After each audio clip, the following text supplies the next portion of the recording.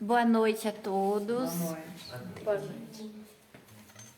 Vou me apresentar para o pessoal aqui do Instagram, que às vezes tem gente nova. Pessoal, eu sou a Laís, eu sou terapeuta energética, muito prazer. Quem estiver me ouvindo, por gentileza, confirma se o som está bom para a gente poder dar continuidade. O Paulo já entrou. Boa noite, Paulo. Confirma para mim se o som tá ok para eu dar continuidade aqui.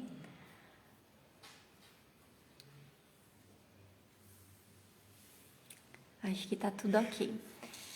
Gente, então hoje eu vou falar sobre a cura da criança interior e sobre cura. Cura é uma palavra muito singela também, porque não podemos falar de cura da criança interior assim, diretamente, como se fosse algo fácil, como se fosse algo que de uma hora para outra a gente conseguisse fazer uma cura, porque são anos de traumas na nossa infância. São 9 meses de gestação que sim, a gente recebe muitos traumas e também existem os traumas que a gente traz das vidas passadas que continuam interferindo. Então, a palavra cura que eu trago aqui é, na verdade, um simbolismo, é, na verdade, uma tentativa de cura. Por quê? Porque a gente tem que estar sempre dando atenção a essa criança. E o que seria essa criança? É como se dentro de nós, a nossa infância ainda permanecesse no nosso coração. Os anos que nós passamos na nossa infância, eles nunca vão se perder. Por mais que tem clientes minhas que chegam para mim em atendimento e falam: Laís, eu não lembro da minha infância, eu não tenho uma memória. Porque às vezes aquilo foi uma época tão traumática da vida dela que simplesmente se apaga. Então, a nossa criança, ela continua existindo dentro do nosso coração. E quando a gente tem a intenção de se reconectar com ela, de fazer as pazes com ela, de ver quais são as necessidades dela, o que está faltando ainda, que não foi suprido naquela época, a gente vai curando devagarzinho. E não é algo que de uma hora para outra, pronto, curei. Uma época que nós mulheres ativamos a nossa criança ferida é muito quando a gente está no nosso período pré-menstrual ou no próprio ciclo menstrual. Porque a gente fica mais frágil. E essa época a gente fica com uma mediunidade mais aflorada também. E a gente pode ter memórias, lembranças de tudo aquilo que a gente sofreu na nossa infância, por mais que a gente não se lembre, por mais que esteja escondido no nosso inconsciente. Sobre a gestação, aqueles 9 meses que nós passamos dentro da barriga da nossa mãe foi o período que a gente mais cresceu na nossa vida, que a gente mais se desenvolveu na nossa vida. Não houve outra época em que a gente tenha tido tanta mitose, tanto crescimento, tanto desenvolvimento, igual no período gestacional. Se nós tivemos uma mãe que estava em dúvida, que estava insegura, que não estava bem no casamento, como que a gente vai permanecer quando adultos? Inseguros, duvidosos, com um monte de problemas. Por quê? Porque naqueles meses que era para ser conforto, que era para ser amor incondicional, a nossa mãe pode ter passado de tudo. Quantos relacionamentos a mãe acaba procurando, achando que é um recurso ter um filho para salvar o casamento e acaba sendo pior ainda? O quanto que a sociedade colocou na nossa cabeça, falou que filho poderia salvar um casamento. E na verdade a gente sabe que isso não tem nada a ver. Os períodos que um casamento pode se desfazer é justamente quando o filho nasce. Quando o filho nasce é o período que o casal tem mais crise. E também quando o filho vai embora, né? Quando o filho vai fazer faculdade, vai morar fora. Aí parece também que o casal não tem mais motivo para estar juntos. Pode ser que nesse período também haja uma crise no relacionamento. E nós, enquanto estamos ali, viemos de um amor incondicional tão grande. Porque antes da gente encarnar, a gente está numa colônia espiritual, a gente está sendo preparado, a gente está na mais alta vibração de amor. A gente está lá em cima. E a gente nasce. A gente tem que ir abaixando para chegar no nível vibracional da nossa casa, do ambiente, daquela família. Nenhuma família nesse planeta está saudável. Nenhuma família nesse planeta está bem. Aqui é um planeta manicômio. Aqui é um lixão. Como o próprio Exu falou para mim sexta-feira. Ele falou para mim, aqui é um lixão. Então, essa criança que estava com o padrão vibracional lá em cima, ela encontra uma mãe que muitas vezes não tem a paciência que ela poderia ter. Ela encontra um pai que muitas vezes está só trabalhando, despreocupado com dinheiro, para trazer o leite, para trazer a fralda.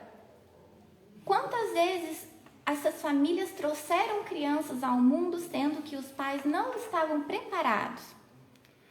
E nós criamos uma situação em que a mãe é tida na sociedade como uma santa. Mas muitas mães não desenvolveram o lado maternal que precisava ter. Quantas mães abandonam o filho? Não tem problema, viu, gente? Quantas mães acabam desenvolvendo uma repulsa ou acabam não tendo aquele afeto, aquela aptidão que ela deveria ter? Por exemplo, a depressão pós-parto. Por exemplo, as mães que não conseguem amamentar. De alguma forma, essa mãe está sim rejeitando o filho. E a gente criou que mães estão sempre abertas, mas não é bem assim a realidade. Tem muita mãe que se sente culpada, porque na hora que tem o filho no braço, ela vê a sua liberdade perdida. Ela não consegue, muitas vezes, nem descer o leite, como era para ser, como é da natureza. A vaca, quando pare, o leite desce, como é para ser. Qual é o fator psicológico que essa mãe está inserida para ela não conseguir desenvolver esse lado materno? A nossa sociedade está doente e a gente tem que pensar que se os nossos pais não deram pra gente aquilo que eles deveriam dar, é porque eles também não tiveram na infância deles. E quando a gente pensa na história da humanidade, que nossos bisavós, nossos avós passaram por guerras. Quantas vezes nossas avós, nossas bisavós viram seus maridos indo guerrear e não tiveram mais nem contato com aquela pessoa, tiveram histórias interrompidas. Quantas mães naquela época iam lavar roupa no rio como uma maneira de ganhar dinheiro? Quanto sofrimento está inserido nisso, quanta dor está inserido nisso. Quantas vezes elas foram abandonadas, foram rejeitadas. Quantas vezes elas tiveram que se relacionar com gente que elas não gostavam, com gente que o casamento foi arranjado. E isso vai passando de geração em geração, esse padrão de dor, de sofrimento, de dificuldade, essa falta de acesso ao amor como era para ser. Era para ser fácil a gente ter acesso ao amor. Era para ser fácil a gente conseguir elevar o nosso padrão vibratório. Mas a gente não consegue. Então, o que acontece? Os nossos pais não tiveram o que eles precisavam lá atrás. E por isso, a gente não tem hoje o que a gente deveria ter para viver uma vida plena, uma vida abundante, a prosperidade, o amor do jeito que deveria ser um relacionamento. Só que a gente está preso na criança ferida, olhando para as vezes que o nosso pai virou as costas para a gente, que nos abandonou, olhando para nossa mãe que não teve paciência, olhando para nossa mãe todas as vezes que ela teve que sair para trabalhar e deixou a gente sozinho. E todas essas coisas que aconteceram fizeram a gente entender que somos abandonados, que somos rejeitados. E essas são as feridas emocionais, além da humilhação, da traição, da injustiça. São feridas tão profundas que às vezes a gente nem quer olhar para aquilo. Uma prova disso é a falta de pessoas que estão aqui hoje. Porque vai doer. Todo mundo que está aqui sabe que vai doer. Faz muito tempo que vocês não olham para isso. Faz muito tempo que vocês não querem olhar para isso, porque dói. Só que há quantas encarnações a gente ainda vai postergar? Hoje, na hora que eu vi que tinha pouca gente aqui, eu falei, essa é a prova de que nem todo mundo está preparado, de que nem todo mundo quer acessar, nem todo mundo tem esse conhecimento. E tá tudo bem, às vezes não é o momento da pessoa. Tanto é que as terapias que eu aplico, não é todo mundo que vem. Tem gente que marca pro filho, que marca pro pai, e a pessoa simplesmente não quer aquele presente. Aí a pessoa vai lá e ela faz pra ela mesma. Ela fala, nossa, eu comprei pro meu filho, mas ele não quis, então deixa, eu vou fazer. Por que acontece isso? Porque essas feridas fazem a gente lembrar dos piores momentos da nossa vida, onde o nosso coração sangrou, onde nós sentimos o nosso coração partir no meio, onde sentimos que fomos apunhalados pelas costas. Só que enquanto a gente não estuda, a gente não compreende como é a cabecinha de uma criança, a gente não consegue entender o que nos aconteceu lá atrás, o que aconteceu com os nossos pais, o que aconteceu com os nossos avós. A criança, ela olha o mundo de forma egocêntrica. Ela acha que tudo acontece por ela, por causa dela. Se ela vê os pais brigando, ela pensa que a culpa é dela. Eles estão brigando por minha culpa. E ela generaliza tudo. Se ela vê o pai batendo na mãe, ela pensa, homens batem em mulheres. Se ela vê uma mãe sendo muito rígida com ela, muito autoritária com ela, ela vai pensar, o mundo é rígido, o mundo é bravo, o mundo é difícil de lidar. É assim que uma criança vê. Agora, quantos de nós vimos os pais brigando na nossa frente? Quantos de nós vimos os pais brigando enquanto a gente estava na barriga da nossa mãe?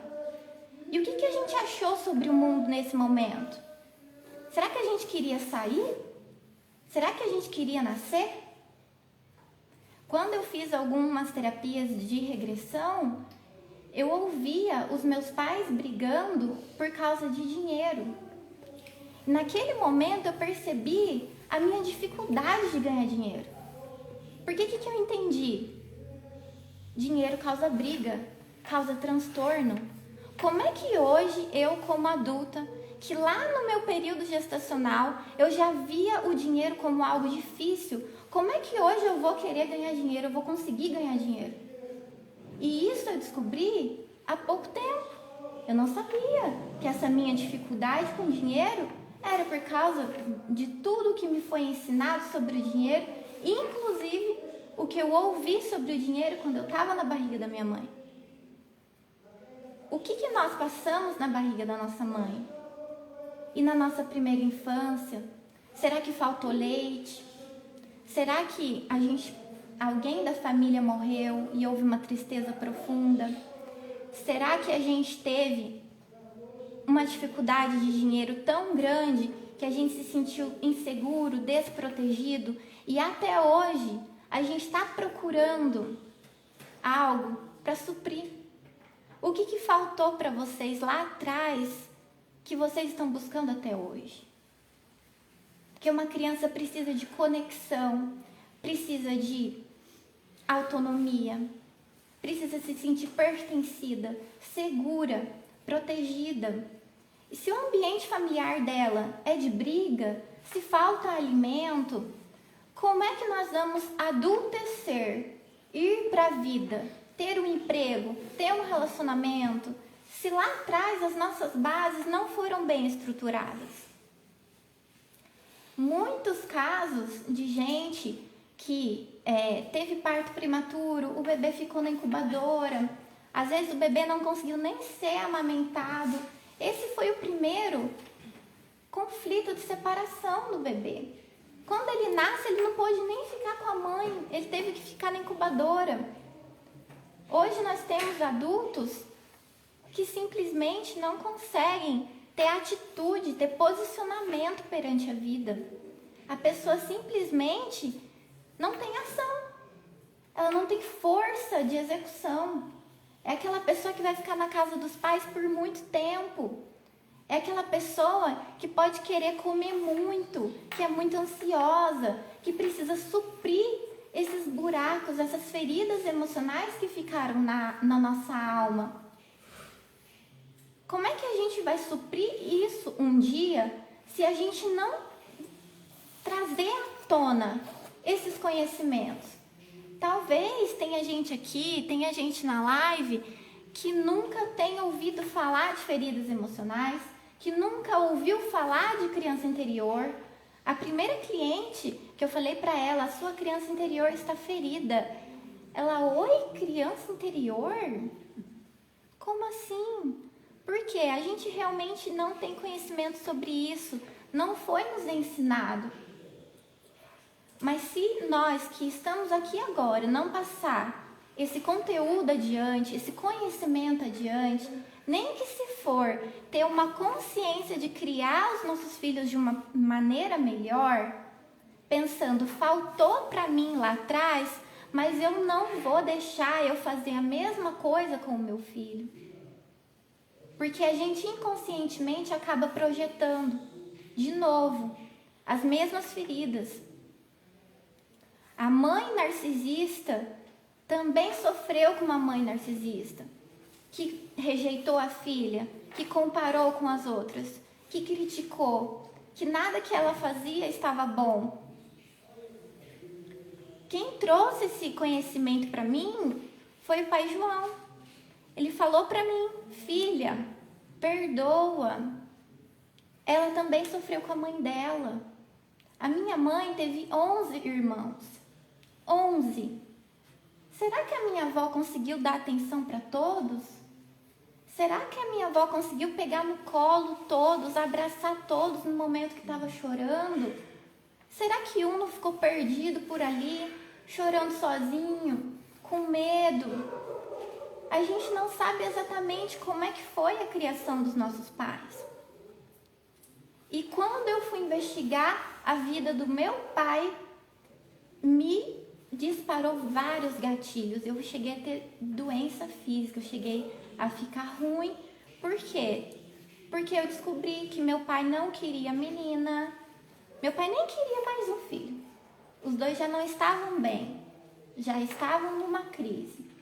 Quando soube que minha mãe estava grávida, nossa, mais um, tudo bem. Minha mãe me contou esses dias. E olha para vocês verem como o Criador, ele faz as coisas de uma maneira, porque eu não sabia disso. Aí esses dias eu fui levar minha mãe no médico e aquele tempo de estrada, 1h30, 2 horas que eu fiquei com ela ali, foi o momento de eu ter acesso a informações que antes nunca tinham sido me passadas. E talvez esse foi o momento certo. Eu nunca tinha sabido que minha mãe queria menino e meu pai queria menino. E essa ferida da rejeição, primeiro despertar, pode ter vindo daí.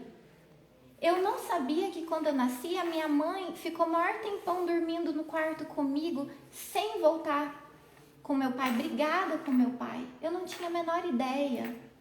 Eu não tinha a menor ideia que meu pai bebia pra caramba, bateu na minha mãe 500 mil vezes. Eu sabia de algumas coisinhas, Mas às vezes a nossa mãe quer nos proteger tanto que ela acaba não contando a verdade. E como que uma mulher que está com o coração esburacado pode dar amor para um bebezinho, sendo que ela não tem nem para ela? Ela está olhando para as necessidades emocionais dela. Ela não tem amor para transbordar. Ela não tem como dar o que ela não tem. E se hoje nós ainda vemos tantas notícias na internet sobre mulher que apanha, sobre homem que não assume o filho, hoje ainda tem. Vocês imaginam antes, sendo que não era tão divulgado, não tinha Instagram, não era essa coisa aberta, era tudo acobertado, né? Era tudo por baixo dos panos, não era? A gente sabia, mas ninguém se metia na vida do casal. Quantas mulheres morreram? Que foram torturadas, que apanharam 500 mil vezes e continuaram ali. Sabe por que elas voltavam para aquele relacionamento abusivo, tóxico? Por dependência emocional. E essa dependência emocional, ela é derivada da ferida, do abandono e da rejeição. Essa mulher, ela se viu excluída, não pertencente, abandonada, rejeitada no seu sistema familiar pela mãe e pelo pai. E hoje, o maior medo da humanidade é se ver sozinho. O maior medo de todo mundo é se encontrar sozinho, é não ter ninguém que cuide na velhice, é não ter com quem compartilhar os bons momentos, muito menos os maus momentos que a gente está fragilizado. E olha o que a gente não faz para não ficar sozinho. A gente aguenta apanhar, ser torturada, a gente aguenta de tudo para não encarar aquela dor, aquela ferida emocional que foi despertada na infância. Quando a gente olha para tudo isso, a gente vê o quanto as pessoas estão machucadas, o quanto não tem ninguém bom, ninguém são, ninguém saudável para constituir uma família. E como é que a gente vai fazer? A gente encontra parceiros que vão nos ajudar a vir à tona essas feridas, para que a gente possa olhar para elas, tomar consciência delas e para que a gente possa se curar. Só que aí a gente encontra um parceiro que a gente vai projetar a sombra nossa nele. E ele vai projetar as sombras dele, das feridas emocionais dele, porque ele também não teve amor, apoio na gente. Aí, os nossos casamentos, os nossos relacionamentos vão ser relacionamentos curadores. São curadores porque por mais que a gente sofra, que briga, isso faz despertar a mesma dor que você sentiu lá atrás. Quando sua mãe não pôde te ver, não pôde te abraçar, não pôde te pegar no colo. Quando seu pai virou as costas para ir viajar, voltou só 20 dias depois e você se viu abandonado. É nesse parceiro que você vai ter a oportunidade de tomar consciência. E a gente pinta todo mundo que a gente encontra na nossa vida como o ruim da história. Toda vez que a gente encontra alguém que nos maltrata, que faz isso, aquilo pra gente, a gente só consegue pensar: nossa, ele me fez isso. Eu não acredito. Olha que pessoa ruim que ele é.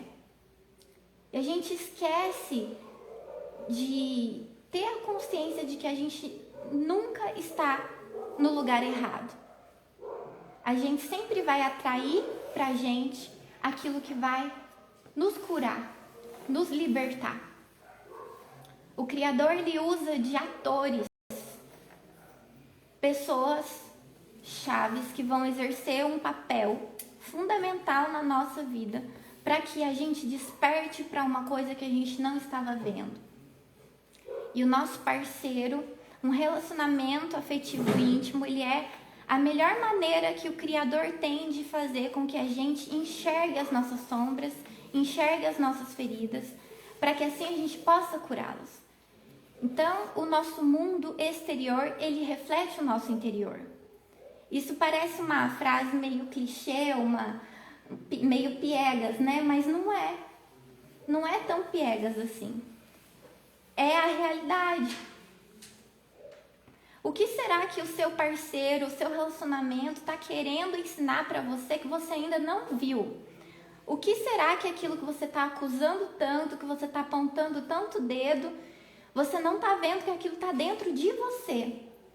Porque nós que estamos aqui, ainda por cima, a maioria é muito provável que somos empatas e nós temos o efeito espelho. Aí é que reflete mesmo. Então, eu deixo essa reflexão hoje aqui para vocês. Tem coisa que não é fácil a gente assimilar. Tem coisa que não é fácil a gente olhar para dentro. Eu tive essa consciência maior esse ano, porque eu vi que eu estava também projetando as minhas sombras no meu relacionamento e o meu parceiro estava projetando as sombras dele em mim. E eu comecei a pensar todos os relacionamentos que eu tive na minha vida. Todos os relacionamentos que eu buscava um pai que eu nunca tive.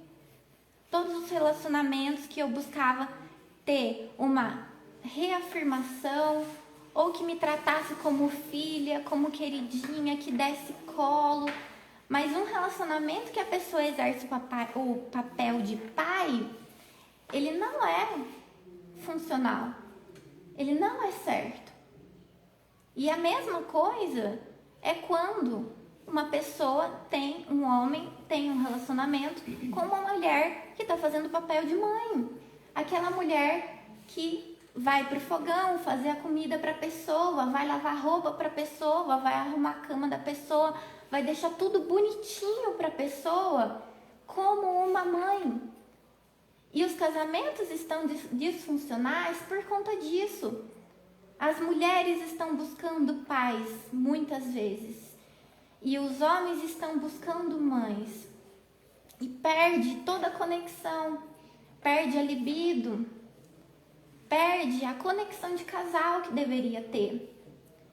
Quantas vezes na minha família eu vi os homens chegando do trabalho e as mulheres indo correndo. Ai, deixa eu preparar o prato dele. Ai, deixa eu colocar a mesa. Uma coisa é você fazer uma gentileza. Uma coisa é você querer agradar a pessoa e no outro dia a pessoa te agrada também. Uma coisa é vocês dois fazerem a troca mútua. Outra coisa é você se responsabilizar por tudo e assumir o papel de uma mãe. Então hoje, até pra gente se relacionar, a gente tem que ter conhecimento. Até pra gente se relacionar, a gente tem que ver qual é o papel que a gente está exercendo naquele relacionamento, na nossa família, na sociedade. Porque se a gente hoje não assumir esse papel de quebrar esses padrões que a nossa família está trazendo há tanto tempo, se não for a gente que vai tomar consciência e vai ensinar para os nossos filhos como deve ser, para nossa filha, como ela deve ser tratada, instigar o amor próprio nela, a autoestima nela, a autoconfiança nela. Se não for a gente, quem vai ser? Como vão ser as próximas gerações se a gente não fizer isso? E essa culpa que está impregnada na gente há tanto tempo, a gente traz no nosso DNA. A gente vibra na culpa, praticamente. A gente vibra lá embaixo, em 30 Hz. É por isso que a gente não consegue acessar o amor. A gente acessou o amor pouquíssimas vezes na vida, uma vez ou outra. A gente acessou o amor poucas vezes na infância, poucas vezes na adolescência. A gente acessa o amor quando estamos gerando uma nova vida, quando estamos ali naquele êxtase, no orgasmo cósmico que gera uma outra vida. A gente consegue acessar o amor incondicional. Fora isso, a gente vai cada vez baixando. A gente sai daqui, às vezes, com o coração transbordando de amor. Aí, a gente volta para casa, dorme, já acorda naquela rotina. As paredes da nossa casa estão impregnadas de miasmas, de larvas, de frases que a gente falou, que a nossa vida é uma... De tudo que a gente fala e fica impregnado nas paredes da nossa casa. A gente fala que o nosso relacionamento é ruim, que ninguém dá valor, que o filho não entende, que ninguém ajuda nada em casa. Então a gente até acessa o amor. Quem aqui vai na igreja, vai lá, acessa a palavra do pastor, acessa a palavra do padre. Mas é muito pouco perto do que a gente poderia estar lá em cima. E é isso que é a proposta do Criador, que a gente viva no amor. E a gente só consegue viver na dificuldade. Por que essa tamanha dificuldade que a gente cria na nossa vida? Por tantas feridas emocionais, tantos nós que a gente criou. E se o nosso irmão da mesma família teve uma ferida da rejeição, significou na cabecinha dele aquilo como uma rejeição, e o outro irmão não teve problema nenhum, o outro irmão pode não ter tido tantas consequências emocionais, tantas feridas emocionais. Por que acontece isso? Se às vezes é a mesma cultura, foi criado do mesmo jeito, é a mesma criação, por que um cresce com imensas dificuldades na vida, desenvolve transtornos psicológicos e o outro tá tudo bem? Porque essa pessoa trouxe a bagagem de outras vidas, de outras existências.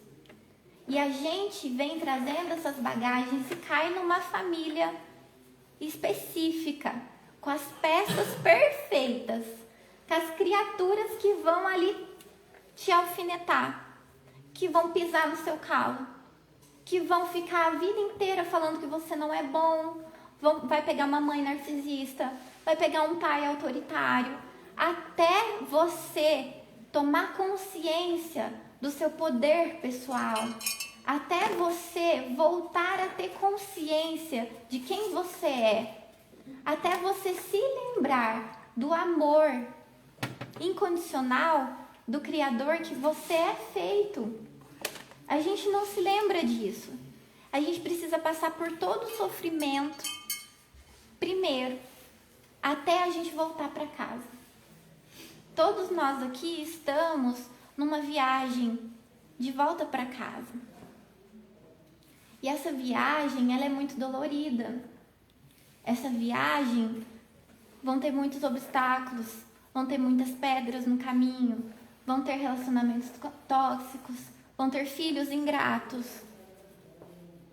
Você vai ter pais que vão até te torturar. Até um dia a gente bater a mão no peito e falar: eu não mereço isso. Eu sou muito mais do que uma mãe que me maltratou a vida inteira. Eu sou muito mais do que esses parceiros que eu atraí a vida inteira. Até a gente tomar consciência de quem a gente é, quantas vidas a gente vai levar? E por que não começar nessa? Começar agora. É essa a proposta da transição, de tudo que está acontecendo no planeta. É essa a proposta, acelerar as coisas. Se não for agora, quando? E tem que ter muita coragem, porque quando vocês forem embora daqui, vão vir lembranças na hora que vocês colocarem a cabeça no travesseiro. Vão vir memórias, vão vir cenas. Às vezes alguém vai acordar amanhã com uma dorzinha de cabeça. O que é isso? É uma catarse, é uma resistência. É quando você não quer olhar para aquela dor. Você não quer olhar para aquilo que te dói. Porque vai doer tudo de novo. Mas para a gente curar isso, essa ferida precisa ser debridada, precisa tirar o pus, precisa tirar a casquinha, precisa reavivar aquilo, sangrar de novo, para que finalmente possa cicatrizar. Então, eu quero parabenizar cada uma das pessoas que estão aqui, que estão na live, porque não é fácil você acessar tudo isso que nós estamos acessando hoje. Não é fácil olhar para tudo isso. Não é fácil a gente entender que tudo isso de ruim que aconteceu na nossa vida, fomos nós que atraímos. A culpa é nossa. Nós somos os responsáveis por tudo isso. Quando eu tive a consciência de que eu nasci na família certa, que era ali que era para eu vir, que eu tinha um papel ali, e se não fosse essa história que eu vivi, que eu sofri, enfim, será que hoje eu seria uma terapeuta e estaria aqui passando esse conhecimento para vocês? Talvez não. Então tudo tem um propósito. Mas eu quero que vocês pensem no que faltou lá atrás, que vocês estão buscando até hoje. Tem gente que vai buscar na forma de bebida. Tem gente que vai buscar querendo ter fama, sucesso, querendo ter muito reconhecimento. Tem gente que não vai fazer nada disso, mas vai passar a vida inteira sentado no sofá, vendo televisão ou rolando o feed do Instagram. A procrastinação também é uma forma de fuga. Será que os filhos de vocês não estão passando tempo demais no celular, fugindo da realidade, fugindo do que tem que olhar? Qual é o tamanho da dor que essa pessoa está passando e a gente está taxando ela como preguiçosa, como vagabunda? Muitas pessoas são taxadas como preguiçosas, mas é porque ela não tem força para sair do sofá. Ela não tem força para entregar o currículo. Ela não tem força para pedir ajuda. E desenvolvem depressão, uma raiva interna muito grande, uma vontade de sumir, de não querer existir. Nesse momento, então, quanto tempo temos? Vamos meditar? Vocês já têm alguma pergunta? Quer que eu já responda agora? Pode perguntar se vocês quiserem. Se você quiser fazer algum comentário, fica à vontade, que tem tempo, né? Tem, então. tem bastante tempo. Pode falar. Não, eu queria dizer que a espiritualidade que a gente passa em consulta, eu sei porque eu ouvi muito dessas coisas, né? Eles tocam nessas situações de uma outra forma, mas da linguagem que nos remete ao nosso interior, né?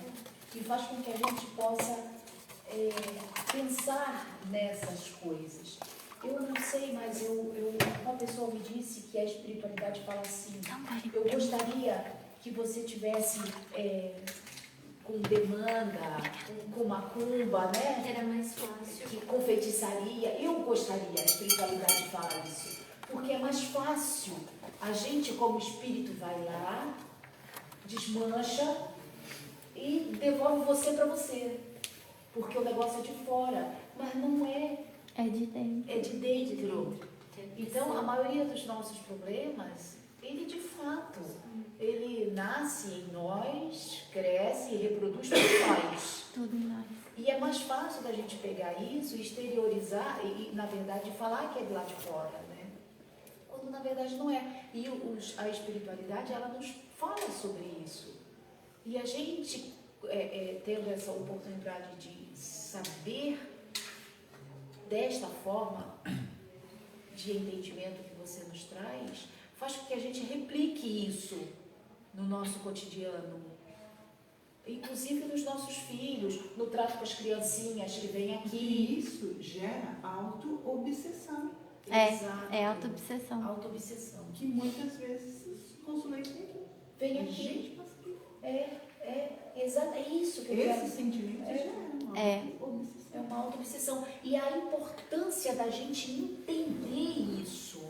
Porque quando a gente entende isso em nós, a gente consegue ajudar quem vem.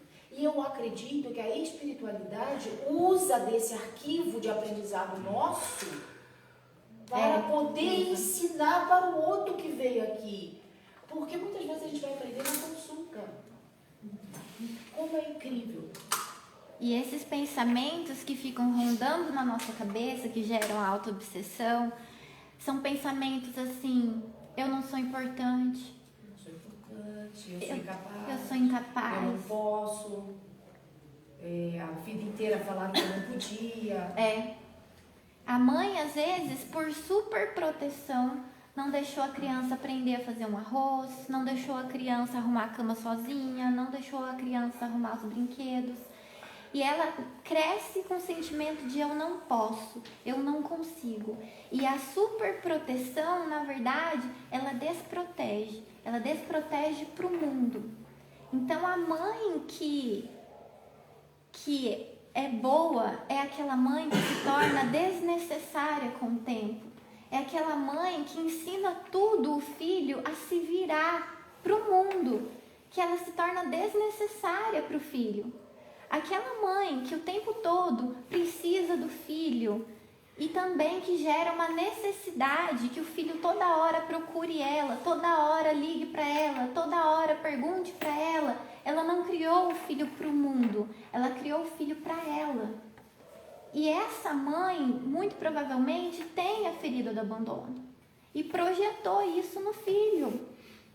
Quantas vezes esses filhos não conseguem simplesmente ir embora da casa da mãe? Se for ter que fazer uma faculdade, faz a faculdade ali, na própria cidade, para não ter que sair da casa da mãe. Ai não, se eu deixar minha mãe sozinha, nossa, ela não sabe se virar sozinha. E aí esse menino, esse pai, se tornar pai, né, ele também não vai saber dar autonomia para o filho. E a autonomia é uma necessidade básica da criança. Ela precisa sentir que ela pode, que ela consegue. É que nem aquela mãe que não deixa a criança andar.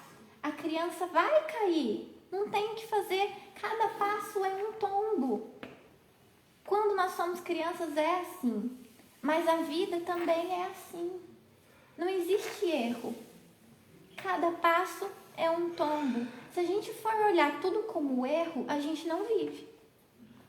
Tudo é aprendizado. Cada tombo é um aprendizado. Nesse relacionamento, eu fui tóxica, eu fui abusiva, mas foi um aprendizado. Agora eu não vou projetar mais minha sombra no próximo parceiro.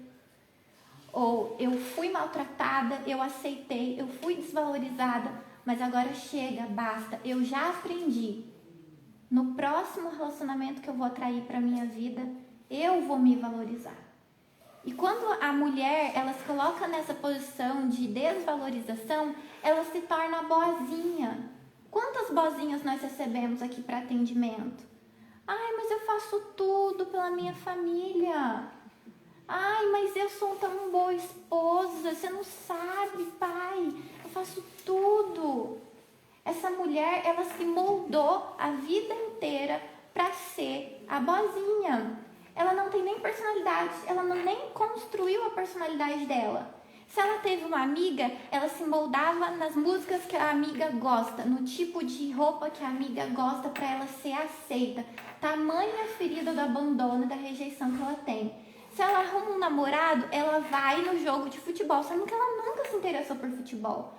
Ela começa a se moldar para que todos vejam ela como perfeita, como uma pessoa amável, uma pessoa agradável. E nesse momento, essa pessoa, depois, quando se vê sozinha, quando termina um casamento, quando o filho vai embora, ela não sabe nem quem ela é.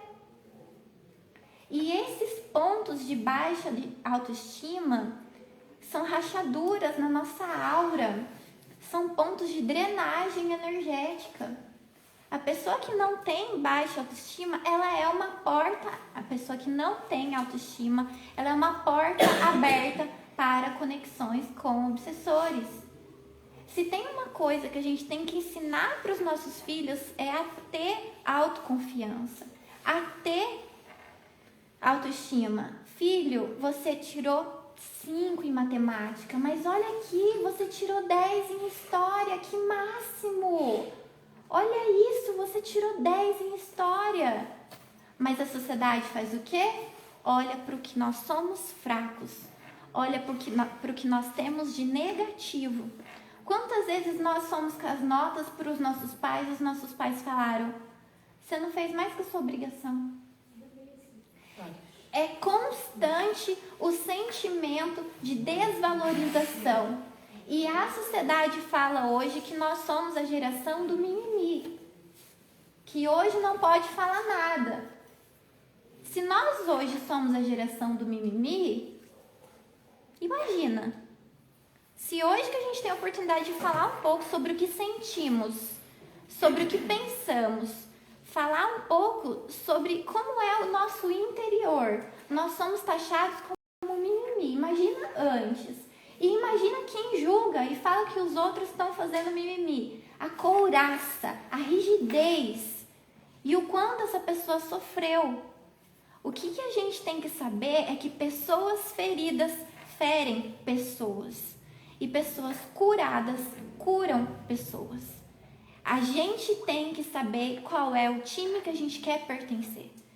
Eu me coloco no grupo das curadas. Eu quero ser curada. Eu abri o meu coração. Teve um dia que eu ajoelhei no meu quarto e falei: Criador, cura o meu coração. Se tiver que eu passar por catarse de novo, que eu acessar tudo de novo, as minhas memórias, não tem problema. Eu quero fazer parte das pessoas que vão ajudar na cura. Eu não quero maltratar um filho meu, eu não quero maltratar o meu parceiro, eu não quero transmitir tudo aquilo que eu possa ter sofrido, que eu entendi que eu sofri, para continuar perpetuando a dor e o sofrimento no mundo. Quantos de nós ouvimos: engole o choro? Quantos homens não sabem chorar, são frágeis por dentro, não assumem o que eles realmente querem? Quantos homens, às vezes, querem se assumir homossexuais e não conseguem e vivem sendo rígidos, sendo autoritários, julgando os outros, sendo uma pessoa perversa e cruel com os outros? A vibração da crueldade é uma vibração tão horrível da gente acessar, só que essas crueldades ficam escondidas, né? Ninguém tem coragem de falar. Que pode ser um tio nosso, pode ser um avô nosso, essas pessoas estão escondidas na nossa família. Quantas vezes essas pessoas ouviram que elas não poderiam chorar, que homem não chorava?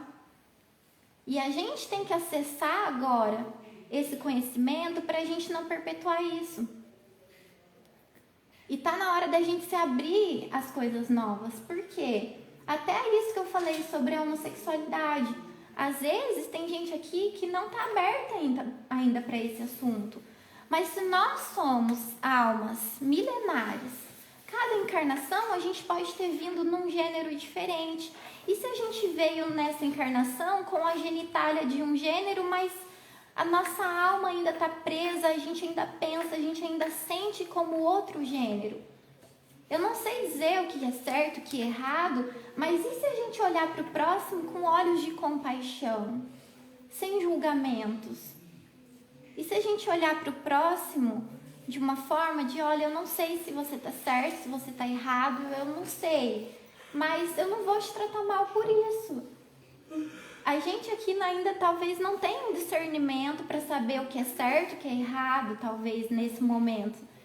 Mas e se a gente começar a olhar para o outro que está nos ferindo e saber que ele também foi ferido, ele está com o coração partido e por algum motivo ele está te tratando dessa forma?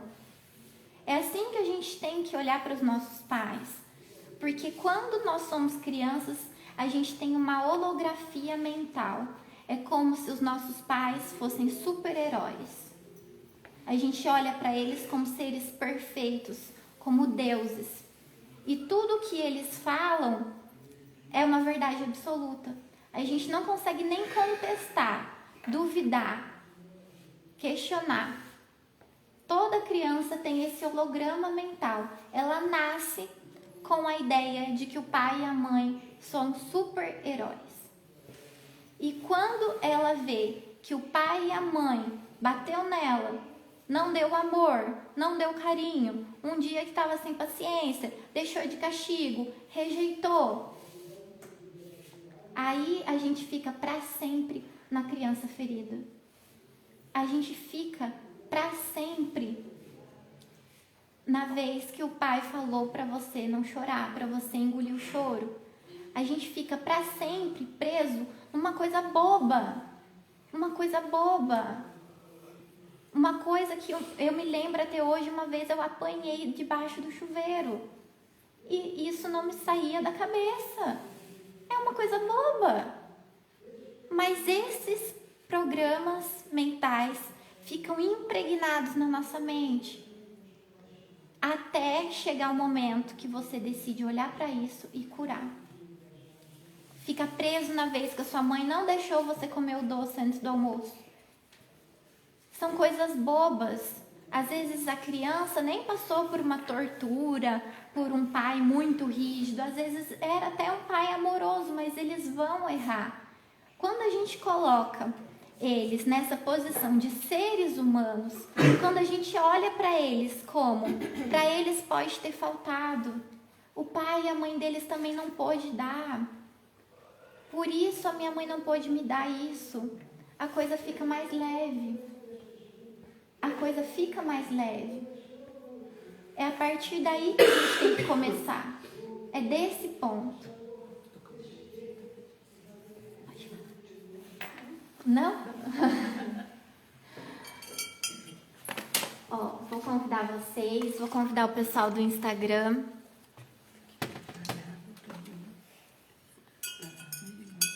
Tá. Hã? Não dá pra colocar o áudio. Gente, vou pedir pra vocês sentarem direitinho, cruzarem as pernas, os braços. Pode colocar o caderno do lado, que vocês vão relaxar bastante agora. Eu vou induzir vocês. Assim, você tá ótima, nossa. Se você quiser, você estender o pé.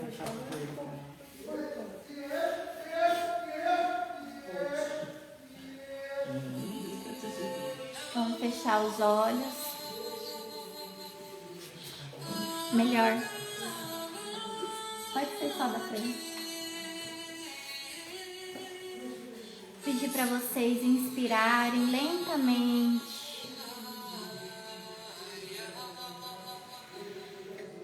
Inspira, expira. Vamos nos dar esse momento de presente, esse momento de relaxamento, de cura, de conexão com a gente mesmo. Coloque-se numa posição bem confortável, se ajeita na cadeira agora. Inspira lentamente, respira, inspira, expira. Nesse momento, eu convido você a baixar suas existências com muita gentileza. Imagine que seus olhos estão pesados. Imagine que você não consegue abrir mais os seus olhos. Continua focando na respiração. Nesse momento, eu te convido a colocar a sua atenção toda no centro do seu peito, esse chakra cardíaco multidimensional. Imagine que nele é uma bola de luz e você vai adentrar dentro desse portal multidimensional. Entre e visualize um jardim, um lindo jardim. Nesse jardim terão as flores que você mais gosta. Sinta o perfume das flores, sinta a paz, sinta o canto dos pássaros, Veja os bichos brincando no chão. Ao seu lado direito está o seu anjo de guarda, conferindo toda a proteção, toda a segurança que a gente precisa para essa experiência. Você vai avistar um menininho ou uma menininha lá no canto desse jardim. Ele está chorando, ele está fazendo birra, ele está desconsolado. Nesse momento você vai se aproximar e vai abaixar, vai pegar essa criança no colo e vai olhar nos seus olhos de criança. Vai transmitir todo o amor, todo o afeto, todo o carinho que faltou lá atrás. Vai enxugar as lágrimas dessa criança, vai dar colo, vai apertar ela no seu peito, como se você pudesse suprir de verdade todo o sofrimento, tudo que um dia ela entendeu de errado sobre o mundo. Nesse momento, nós estamos curando a nossa criança interior. Olhe nos olhos dela e fale para ela nesse momento: a partir de agora, quem cuida de você sou eu. Quem supre tudo o que você precisa sou eu.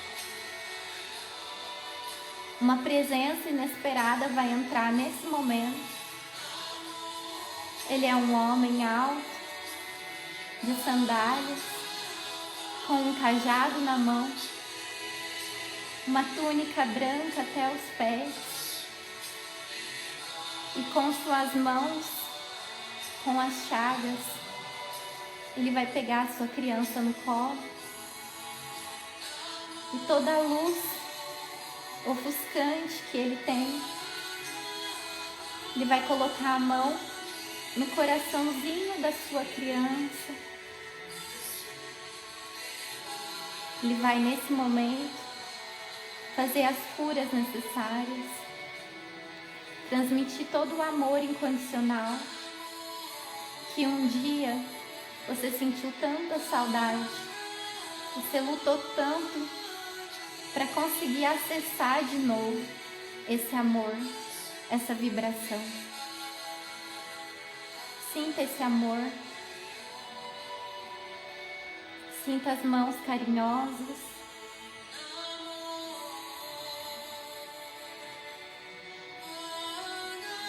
Nesse momento você vai deixar a sua criança com o mestre e vai mais à frente no seu jardim. Vai avistar uma pirâmide como aquelas do Egito. Uma pirâmide linda, enorme.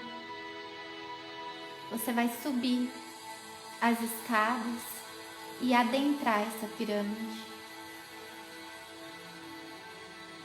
Nesse momento, você vai entrar numa sala. E nessa sala estão duas pessoas sentadas no sofá. Aquela luz, aquela penumbra vai dar lugar a dois rostos conhecidos, a dois semblantes que você já conhece muito bem. Você vai se abaixar, se ajoelhar em frente à sua mãe. Olhe nos olhos da sua mãe.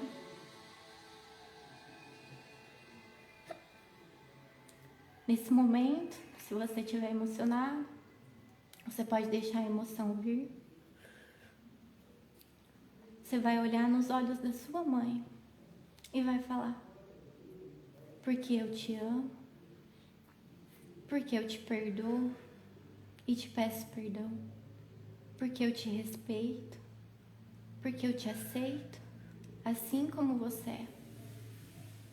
Obrigada, Mãe, por me dar a vida. Abraça sua mãe como um ato de perdão,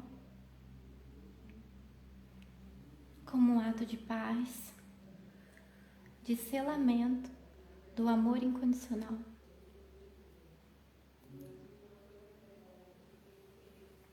Nesse momento, você vai sentir o seu coração preenchido. Você vai se direcionar ao seu Pai. Lembre dos olhos do seu Pai. Lembre do semblante. E fale para Ele: porque eu te amo, porque eu te respeito, porque eu te perdoo e te peço perdão, porque eu te aceito, assim como você é. Obrigada, Pai, por me dar a vida. Você me deu a melhor coisa que você poderia me dar. Abrace o seu Pai nesse momento, deixando liberar toda a emoção, tudo que ficou guardado nesse momento, você pode liberar.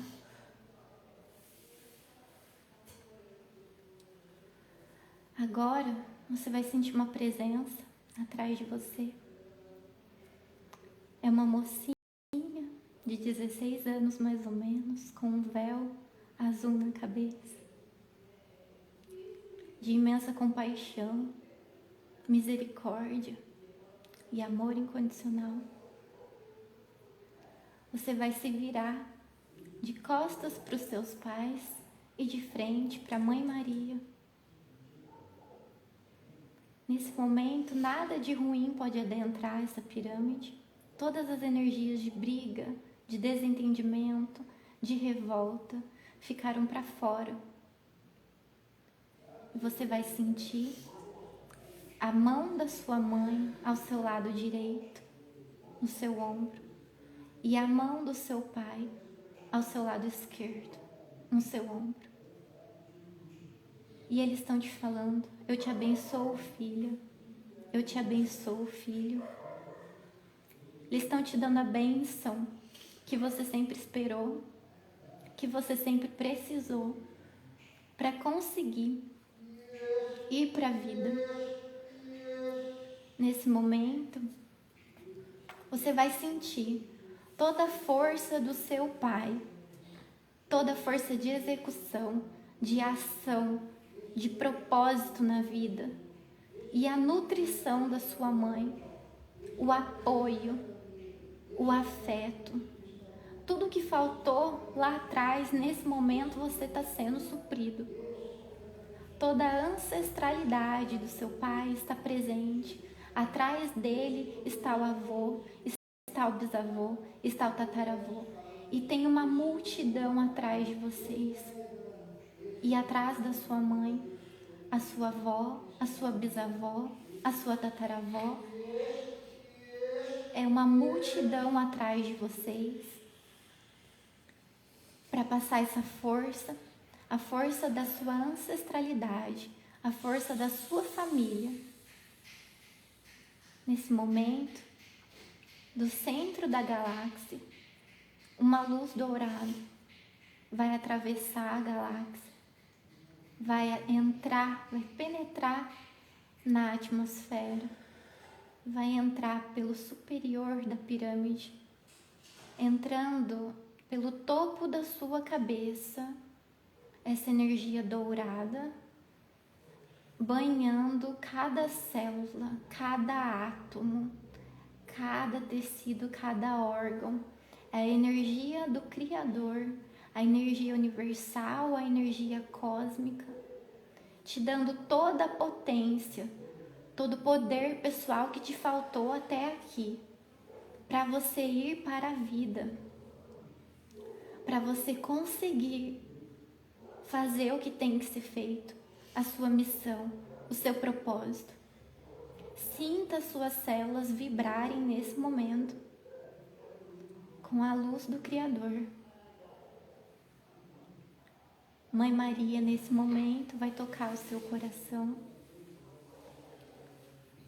realizando toda a cura necessária, retirando as mágoas, os ressentimentos, os arrependimentos, para você sair dessa experiência livre, leve.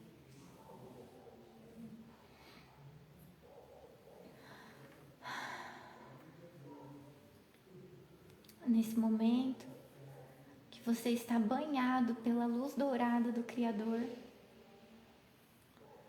você pode olhar para trás e agradecer o seu pai e a sua mãe e se virar para o mundo. Dê as costas para eles e se vire para o mundo.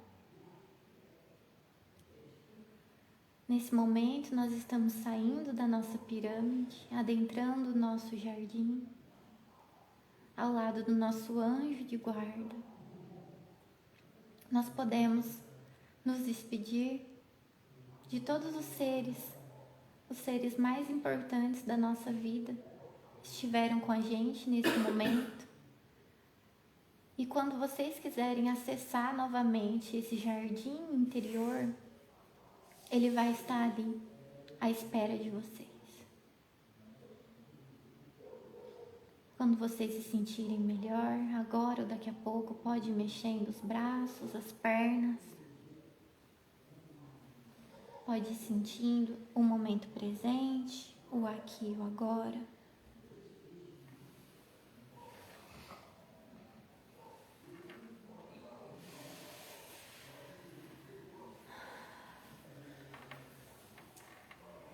Gente, muito obrigada pela noite de hoje. Um beijo, fiquem com Deus.